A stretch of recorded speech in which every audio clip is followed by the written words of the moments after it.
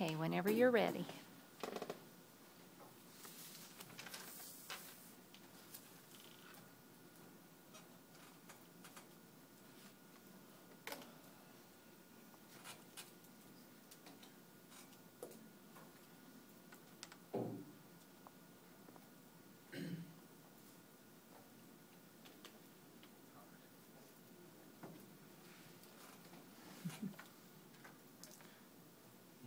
That's kind of a stop. Okay. I did my hero being my father. My father was born on October 9th, 1950. He was an only child, and he was a loving husband and a loving father to my mom as a husband and my 4 older brothers and myself. I was the only girl, and I was the last of the family. He was in the Air Force. He joined the Air Force in 1975 until 1979, and he became a firefighter right after in 1979 up until his accident in 1990. His accident made the most dent in my life and as well as my family's. It was April 13th, 1990 when this tragic accident happened. It was Good Friday, and I can remember I can still remember it from the day it happened. I was only 3 years old, and it was a night my father was at work. Being a firefighter, he was gone 60 hours on duty and then 60 hours at home, so we were without him for over 3 days. I was at home with my grandmother and my mom and my 4 older brothers. We were watching television when the phone rang. It was my father. He was the San Antonio head chief of command in the fire hall department. He called my mom and was told to put on the news. There was a building downtown on Houston Street, which was 16 stories high, that had just caught on fire on the 12th floor. My older brother kept asking my mom what was going on. My mom looked so devastated, she turned off our movie and turned on the news. The fire started on the 12th floor, and my father's job as a firefighter in command was to map out ways of entrances, exits, and entrance of the building with other commands in his department.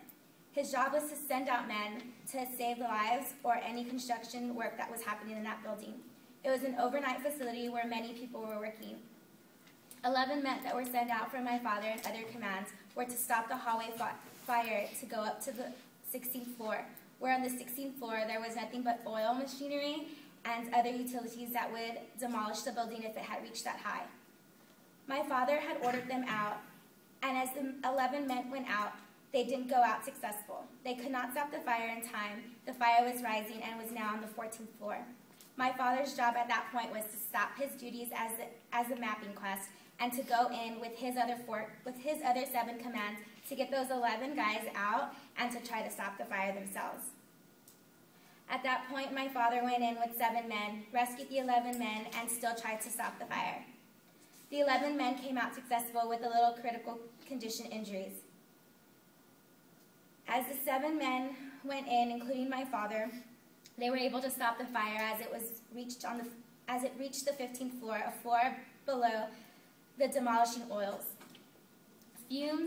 Fire fumes and other things in the building had started to injure some of the 7 men that were in there. My dad, being one of the 7th men, were able to stop the fire and also come out. One of them, at that point, had died as soon as he was on his way to the hospital. The 6 other men, including my dad, came out. 4 went into a coma. The 1 had passed, and 2 were critically injured with falling objects from the building.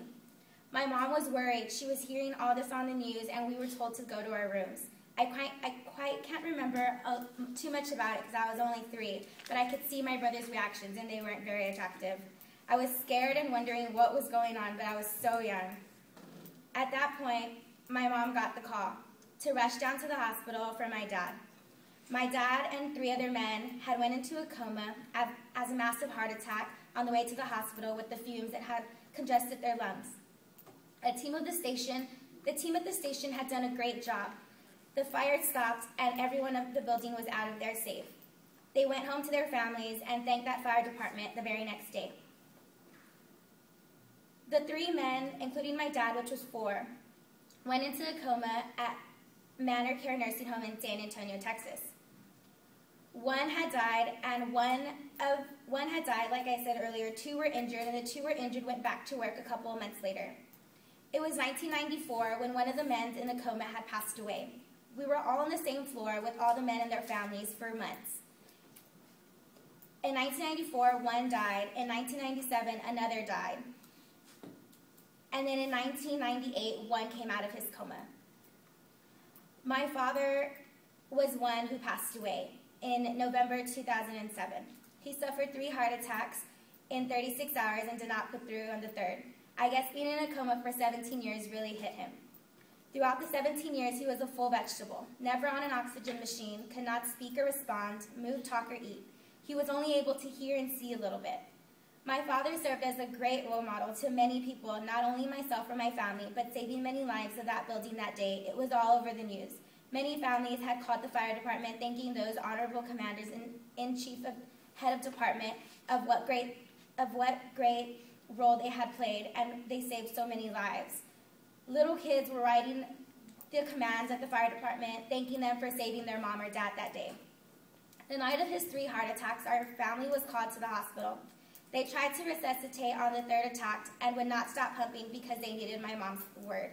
My mom would not give my dad up. She visited my dad the 17 years, 10 hours a day, and was there, almost lived there, was never home. My grandparents would be with us, picking us up and taking us from school, volleyball practices, basketball practice, everything we had to do, my grandmother did most of it. My mom just did not want to leave my dad's side.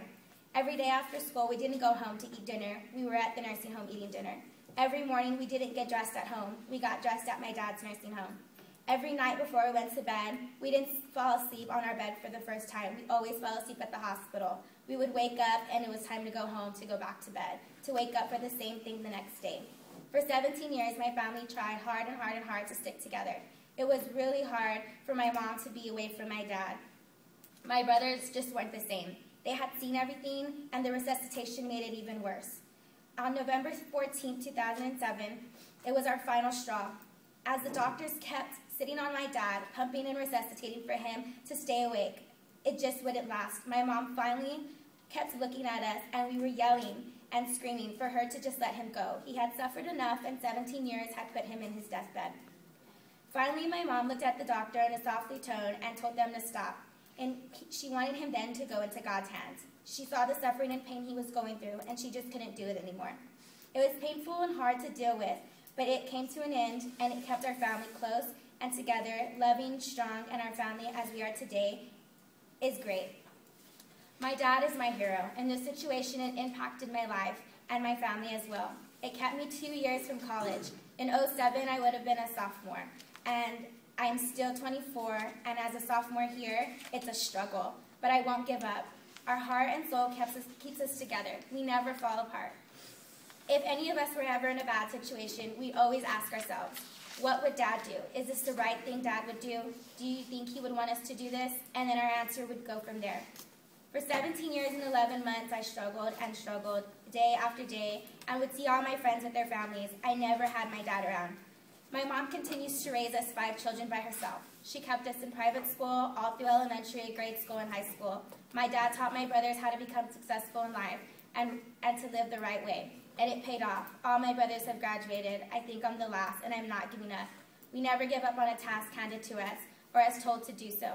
He touched many lives in the community we lived in and served during every day of his duties as a firefighter, worked very hard, paid the bills, and struggled with my mom and 5 kids. My father is a heroic person in my life, and I admire him, and I'm proud to be his daughter, my dad.